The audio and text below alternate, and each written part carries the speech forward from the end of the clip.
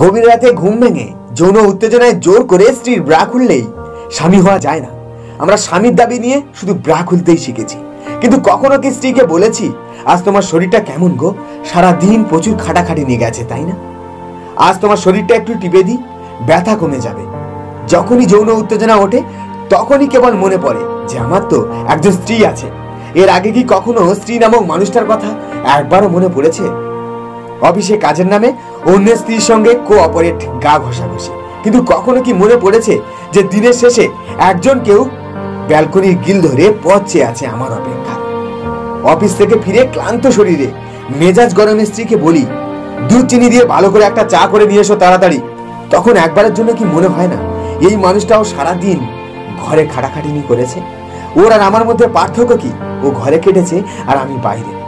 রাতে ঘুমের ভ্যান ধরে কম্বলের নিচে মেসেঞ্জারে ডিজিটাল পরকীয়া করার সময় ঘুমন্ত স্ত্রীর কথা একবার মনে পড়ে না। আপনি তার বিশ্বাস ও আস্থার জায়গাটা নষ্ট করে তাকে ঠকাচ্ছেন।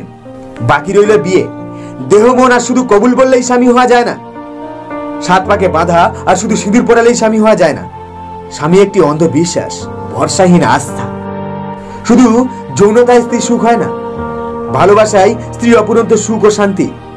ও অতৃপ্তির কারণে কন্ডমবিহীন সঙ্গম করেন। কখনো কি বলেছেন, আচ্ছা তোমার প্রতিদিন এই একই ট্যাবলেট খেতে ভালো লাগে, আজ বেশ কিছুদিন সঙ্গম করব না, তা বন্ধ রাখবো? স্ত্রী মানে রোবট না। স্ত্রী আপনার মতো রক্তে মাংস গড়া একজন মানুষ। তাকে বুঝুন, তাকে বোঝার চেষ্টা করুন এবং বোঝা উচিত। স্ত্রী আপনার দায়িত্ব ও কর্তব্যের পাশাপাশি তাকে ভালোবাসাটাও আপনার মহা দায়িত্ব। আমরা শুধু স্ত্রীর যৌন উত্তেজনা বাড়াতে শিখেছি। কখনো কি তাকে জিজ্ঞাসা করেছি যে মাসের প্রথমে অথবা শেষের দিকে তাদের শরীর থেকে যে বিষাক্ত রক্ত বের হয় তা তাদের কতটা কষ্টদায়ক এবং যন্ত্রণাদায়ক?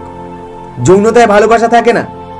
ভালোবাসা থাকে গভীর রাতে তার যৌন মিলন না করে তাকে বুকে টেনে নিয়ে বুকের ভেতর যে হৃৎপিণ্ডটা আছে না, তার স্পন্দন শোনানো, তার সঙ্গে দুটো মনের কথা শেয়ার করা।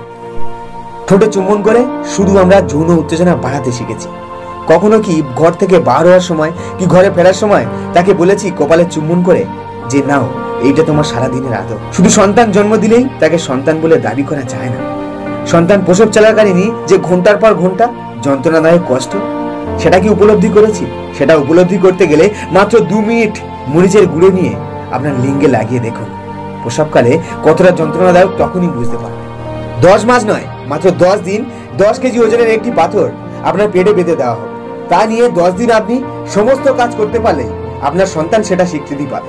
স্ত্রীকে ভোগ করতে নয়, ভালোবাসতে শিখুন, তাকে বুঝতে শিখুন। ভালো করে ভিডিওটি দেখুন এবং কি বলতে চেয়েছি সেটা বুঝুন। তারপর কমেন্ট করুন। অযথা খারাপ কমেন্ট করে নিজের বংশের মুখ উজ্জ্বল করবেন।